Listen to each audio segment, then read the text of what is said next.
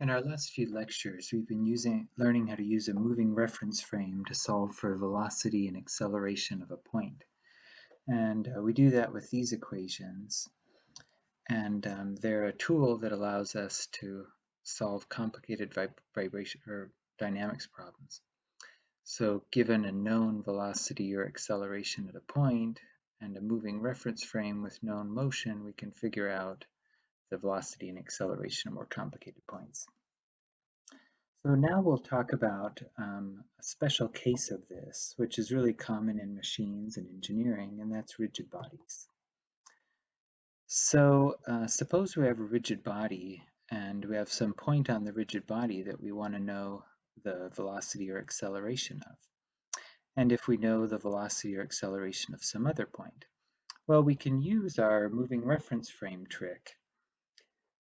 And in this case, we're most likely going to attach the moving reference frame to the rigid body. So the angular velocity and angular acceleration of the body become that of the moving reference frame.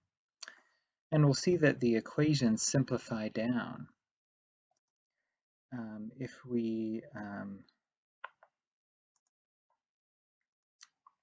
we take these velocity and acceleration equations and we attach both points, we attach the reference frame to the rigid body and the point of interest, point P, to the rigid body, then all of these relative terms go away.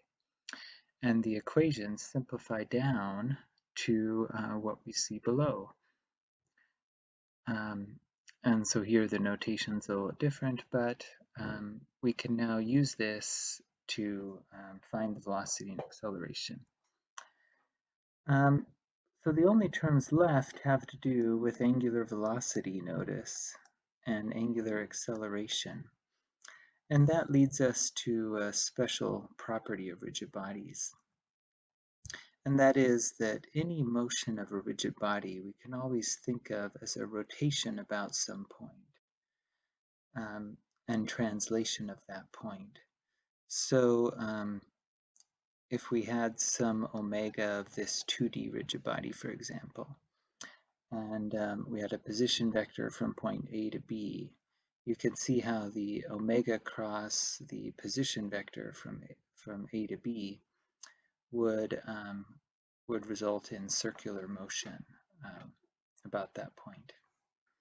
And the same is true in general in a 3D case. Even if we have a 3D body and some 3D vector omega, again, we can think of the whole body as rotating about that vector omega.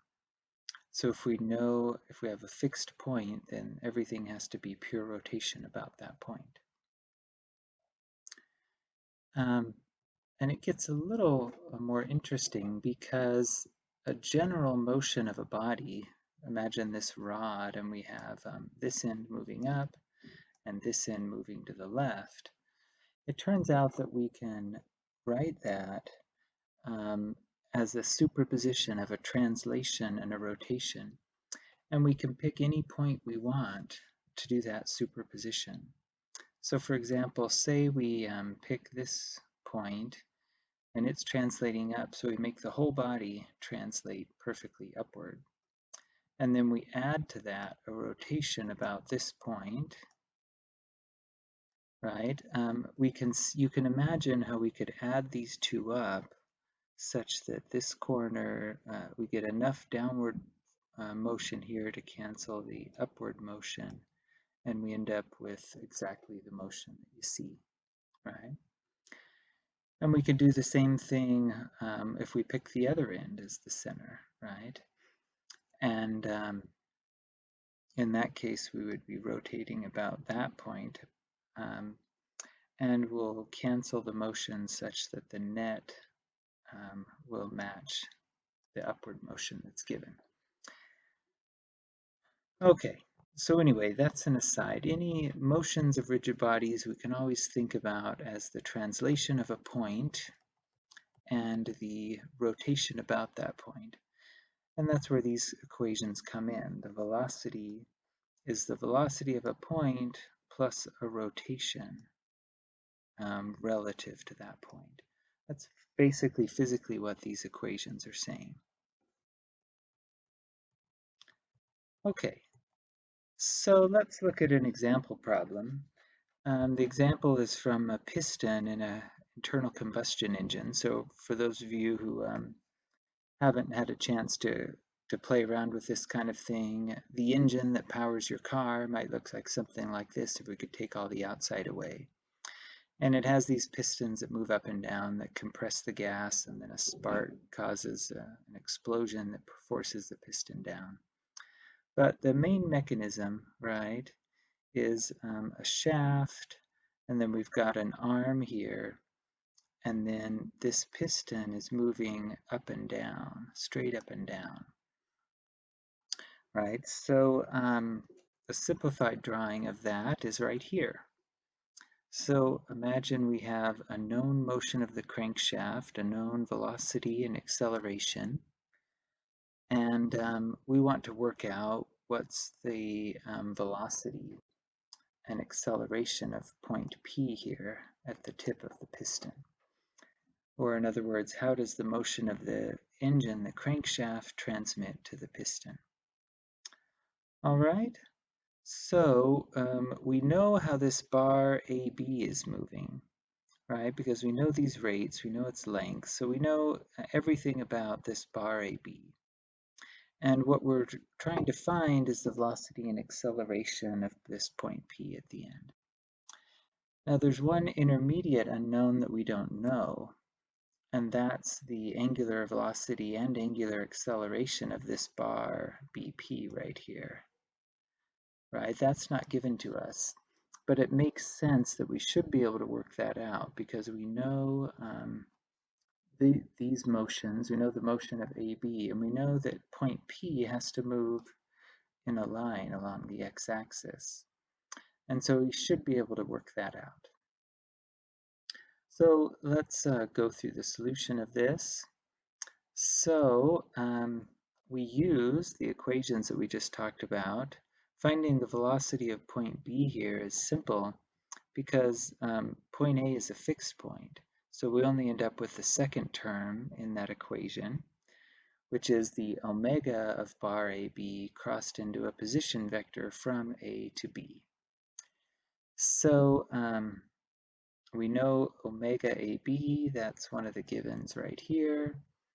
And we can work out that cross product and figure out the velocity of point B. Or, you know, this is just circular motion. We see this all the time. We can look at the problem and we can tell that E theta has to be a vector this way, perpendicular to the arm at this instant. And the magnitude of the velocity is just r theta dot, or r omega AB. Okay, so that's pretty easy, right? We could also work out the acceleration of point B. Again, it's circular motion, so we'll have an r omega dot or r theta double dot term in the E theta, and then a centripetal term in the ER. And the length isn't changing, so the other circular motion terms disappear. All right. Now we're going to eventually need to work out what all these unit vectors are, and as we've done before, we could use just the geometry to work out the unit vector. So if we want E theta, here we have a 3, 4, 5 triangle, and that has to be the same as this angle here. So we'd have to have a 3 there and a 4 there. So the unit vector would have to go over by +4, down by -3, and then we divide by the magnitude, which is 5, and we get a unit vector. So doing that, we can write the velocity of point B like this, and it turns out that the r here and the 1 over r there cancel, so we just get, we get this. All right. So there is the velocity of point B. Now what happens when we go to point P? Now going to point P is a little more tricky because now we're starting at point B that has non-zero motion, and then we're going to need the omega of the bar to figure out what happens at point P. So we write out the equation. We've already worked out this term. And so now all we need to do is evaluate the angular velocity here of the bar and this position vector. So plugging in omega BP, we've drawn it this way, which if k is coming out of the board, that's in the negative k direction by the right-hand rule. I have to put my thumb into the board to get it to go that way. And then we cross that with a position vector from point B to point P. So to get from point B to point P, we have to go over by 10. We'll call this 23-degree angle, theta here. So we have to go over by 10 times the cosine theta, and then we have to go down by, well, this dimension's already given here. It'd be 10 sine theta, but it's actually just 4 inches. So that's given right there.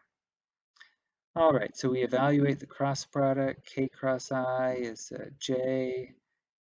K cross J is a minus I, and we get the answer here. And notice there's one problem. For one, we don't know what omega BP is. We haven't figured that out yet. And there's one other problem, if you think about it for a minute. What's that? Well, this equation has motion in both I and J directions. So it has point P moving this way and also moving this way. But looking at the geometry of the problem, we know that that's not possible, right? So if we take this equation, we have to recognize that there's a constraint on point P. What we've done is solve for the motion irrespective of any constraint. Given motion of AB and given any omega BP of this second bar, we found the velocity. To solve this problem, we need to apply a constraint which says that the velocity of point P in perpendicular direction, in this J direction, has to be equal to 0. And if we do that, we collect the terms that have J's in them, and we get this equation, and the only unknown in this equation is omega BP. So we can solve for that, and now, given the known geometry and the known motion of bar AB, we can figure out the velocity of bar BP, angular velocity of bar BP. So now we have everything solved. Everything in this velocity equation is known. Basically, we'll just keep the I components. We know omega BP. And we could keep going and we could do the same thing to find the acceleration. And that's going to introduce another term, omega dot BP. So we'll need a second constraint, which says the acceleration perpendicular to the wall of the piston also has to be 0. That'll let us figure out the derivative of angular momentum there. All right, so that's how we'd solve that problem. So we can generalize this to any kind of connection, and here are the possible kinds of 3D connections you can have. One's a ball and socket joint. And this joint is special because it basically doesn't apply any constraint at all. A body 1 can have any omega that it wants. Body 2 can have any omega that it wants. And there's no connection between the two. Most constraints, though, actually do apply a connection. For example, a pin. If we think about this one, if we're sitting on body 1, well, body 2 has to have whatever motion body 1 has. For example, if body 1 twists about this x1 axis, body 2 has to follow, right? So body 2 has to have any motion body 1 has except one thing, right? And that is that body 2 can have a different rotation about this pin here. So if we call this E pin, body 2 can have can differ from body 1 only by a rotation about that pin. And by the way, we can use geometry to work out the axis of the pin, right? If we knew the unit vector x1 and x2, right? Those are in body 1 and body 2. Then the axis of the pin has to always be normal to both of those. So if we took the cross product between those, we could get the axis of the pin for any arbitrary 3D motion. Another interesting example is this fork and collar joint. So here it's a similar idea, only now we have two motions, right? Body 2 here, which is this, this bar right here, it has to have the motion of body 1 of the bar, plus it can have two rotations. We can have a spin around the axis of the rod there, and also we can have a rotation theta about this pin right here. And we can define unit vectors. The x-axis is the unit vector for the first rotation, and the k-axis, the way this is drawn, the k2 axis, this z2, is always the axis of the pin. So we can relate the two that way. So this one introduced one unknown, right? This one introduces two unknowns. And this one introduces all three directions are unknowns, so they're totally disconnected. All right, so we'll skip that example, but let's talk about this one. Here we have this complicated mechanism where you have this bent bar AB, and it's rotating at a constant rate of 1800 RPM. That's a common way to measure rotation. And it's spinning about this axis here. And we say that at the end of bar AB there's a cap, so that allows spin around the axis of the bar, and then also a pin and fork joint, and that connects us to a rod, which eventually gets us down here to the collar at C. So the question is, can we find the velocity and acceleration of the collar? Can we also find the angular velocity and angular acceleration of bar BC? So how do we do that? Well, the steps aren't too hard. First of all, we recognize that we know the angular velocity of bar AB, and we know that point A has zero velocity and acceleration. Everything's just spinning about that point, so that point is fixed. And by the way, we'd need to convert this to omega is always an angular rate in radians per second, so we need to convert our 1800 revolutions per minute, multiply by 2 pi radians per revolution, and we cancel those. And then we have 1 minute is 60 seconds, and that gives us radians per second.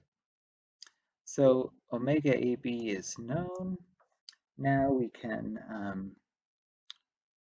work out the velocity of point B, and from there we can use our rules to work out the motion of point C.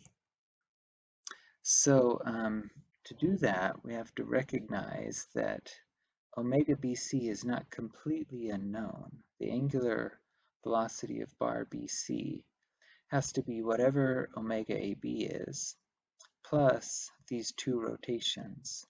We can have a spin, phi dot, about this pin here, and there's also the pin and clevis joint, and we can have that psi dot rotation around that joint. So we've introduced two unknowns, We're going to need to find two equations to figure out what those are. All right, so by the way, we do know both of those rotation axes at least. E phi is easy to work out. It's just a long bar AB.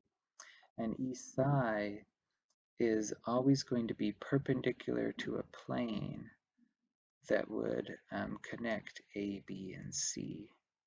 So this plane always has to be perpendicular to the pin. So if we rotate only about the pin, we'd stay in this plane. You can kind of see, and that plane would be perpendicular to the pin. All right, so we have everything but those two unknown rates. So we use, again, our relative velocity equation for the rigid body, and we say the velocity of point C is the velocity of point B. Now we have to have a point, this has to be of a point on point B on the body. And anyway, hopefully you can see that if we kind of have an imaginary point on the body that's halfway between these two things. So remember, we've got this fork joint like that. The pin kind of comes through here. We can say there's an imaginary point on bar BC that's right there that has the same velocity as point B. And by the way, when we use these equations, we always can extend our body to add another point. Usually it doesn't make sense to because we can't extend the body to a point whose velocity we know.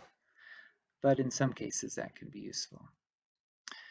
But anyway, so we know the velocity of point B. We now have an expression for omega BC.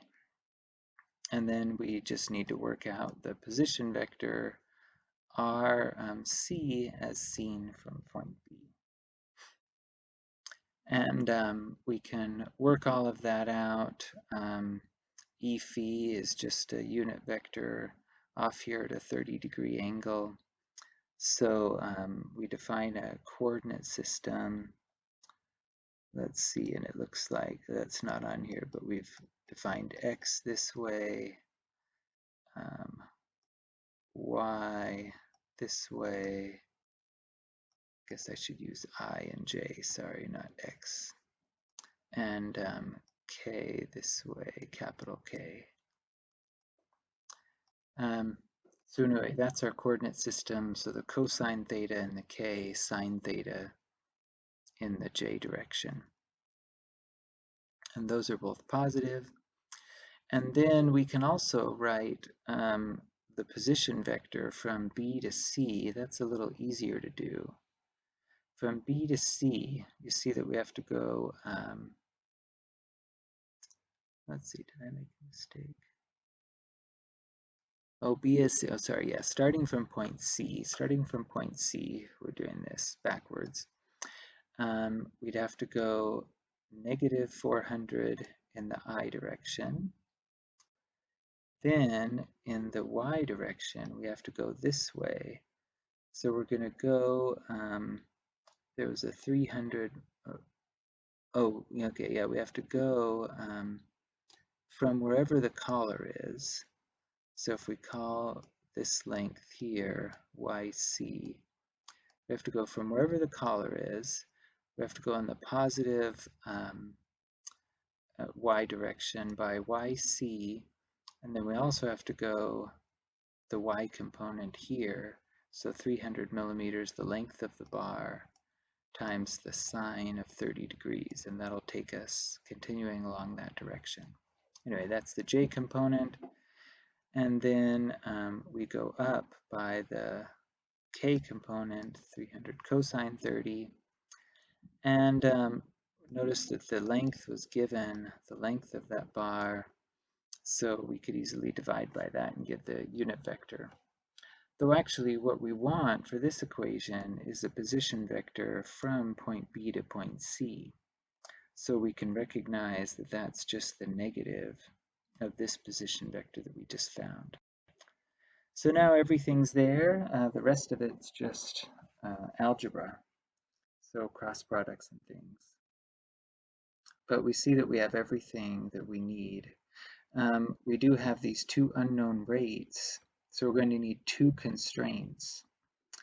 And notice that we can get those by recognizing that the velocity of point C here has a known direction. It has to be in this j direction, and the acceleration does as well. So we'll have two components in I and k that we can use to figure out our unknown rates here. All right, so there's another example there. Just wanted to wrap up showing you this little video. You might have heard of universal joints or CV joints, constant velocity joints. You can get some more information on them here, but these things are underneath your car. They're used to transmit torque and impart motion between 2 points. And they're really interesting because they can have really complicated dynamics, and so they're collections of linkages. And This demonstration unit consists of a constant RPM electric motor and 60-tooth sprockets on the drive shaft, as well as the input and output yokes. So here's two pin When there is no joints, operating angle on the U-joint, the output yoke of the driven member, the U-joint, and the drive shaft all travel together at a constant speed. Watch the tape on these sprockets and listen to the sound the card makes as the drive shaft rotates at the same speed as the output yoke and U-joint. Okay, so this is an easy case, right? It's just a straight shaft and everything. When an operating angle is created at the front end of the drive shaft, the output of the U-joint no longer travels in a perfect circle. When your back tires in your car, if this is the universal joint in your car, what happens if the back tires hit a bump and they go up or down, or you load a heavy weight in the back of your car? Instead, it travels in an ellipse. This forces the drive shaft to speed up and slow down to keep pace with the rotation of the output yoke, creating torsional and inertial vibration. Watch the tape and listen to the card. Yeah, you see that? So even though the input and output are at constant speed, the middle is speeding up and slowing down. And that has interesting consequences if you're trying to design a quiet car, right? Rather than a constant speed, you have a varying speed, so a frequency that's sweeping. And that can introduce weird noises and all kinds of ride and sound quality issues. So you need to be able to study these kinds of linkages to work all of this out, to know what those forces are, what those inputs are, and then to design the vehicle such that you avoid any bad noise. All right, so that concludes this lecture, and we will see you next time.